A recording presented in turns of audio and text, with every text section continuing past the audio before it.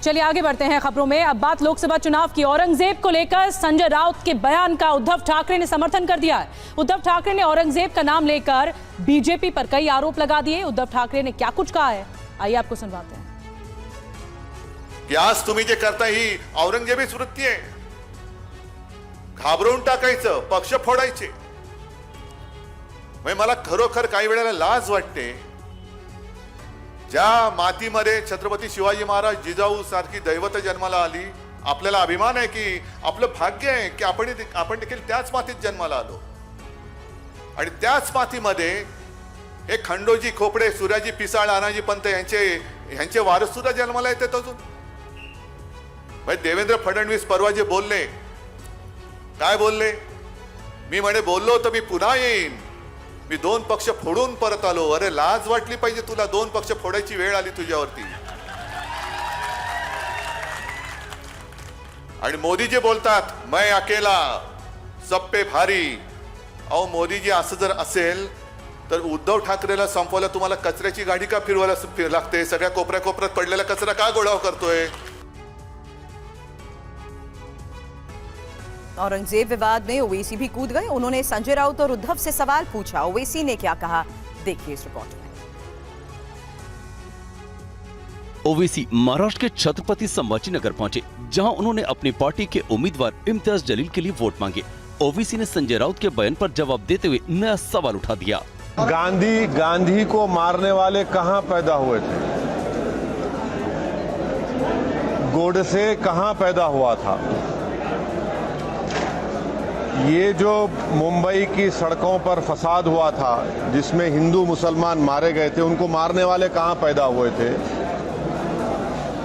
भिवंडी के फसाद में जो गरीब लोग बर्बाद हुए, उनको बर्बाद करने वाले कहां पैदा हुए थे? महाराष्ट्र में चुनाव के लिए गठबंधन के सवाल पर कहा कि उनकी वंचित बहुजन आघाड़ी के प्रकाश आंबेडकर से कोई बात नहीं हुई है।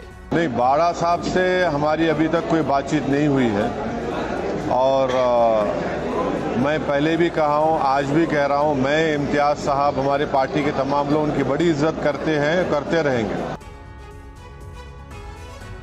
और वहीं औरंगजेब पर संजय राउत के बयान के बाद सियासत भी तेज हो गई है। बीजेपी के साथ उसकी सहयोगी पार्टी भी संजय राउत पर तीखी प्रतिक्रिया दे रही है। संजय राउत ने बुल्ढाना की चुनावी सभा में जो कुछ भी पीएम मोदी को लेकर कहा, उसके बाद बीजेपी ने भी मोर्चा खोल दिया। बीजेपी के प्रवक्ता सुधांशु त्रिवेदी ने कहा कि विपक्ष का हर दिन नया निचलापन दिख रहा है कि ये जो कुछ भी इंडी गठबंधन वाले प्रधानमंत्री जी के प्रति बोल रहे हैं, इसमें कुछ भी नया नहीं है, मगर निचलापन नित नया दिखता चला जाता है। महाराष्ट्र के डिप्टी सीएम देवेंद्र फडणवीस ने कहा कि राउत पर टिप्पणी करना उनकी छवि के खिलाफ है। संजय राउत कोण आहेत? तुम्ही संजय राउत सारख्या माणसाबद्दल मला तुम्ही प्रतिक्रिया विचारता, माझी तर काय प्रतिमा ठेवा। महाराष्ट्र के बीजेपी नेता नीतीश राणे ने संजय राउत को चेतावनी देते हुए उद्धव ठाकरे की तुलना टीपू सुल्तान से करते हुए कहा कि उद्धव सरकार में इस्लामीकरण हुआ। जिस तरीके से टीपू सुल्तान ने हिंदुओं के खिलाफ पूरा का पूरा षड्यंत्र रचा, ज्यादा से ज्यादा इस्लामीकरण करने का काम यही उद्धव ठाकरे ने किया था।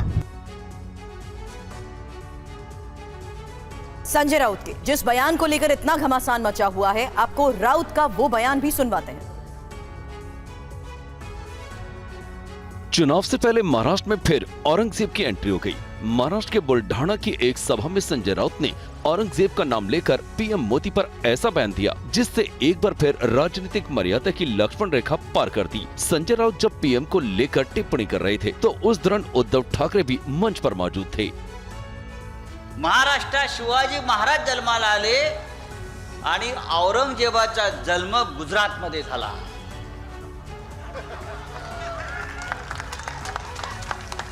गुजरातमध्ये जिथे मोदी जन्माला आले, त्याच्या बाजूला दाहोद नावाचं गाव आहे,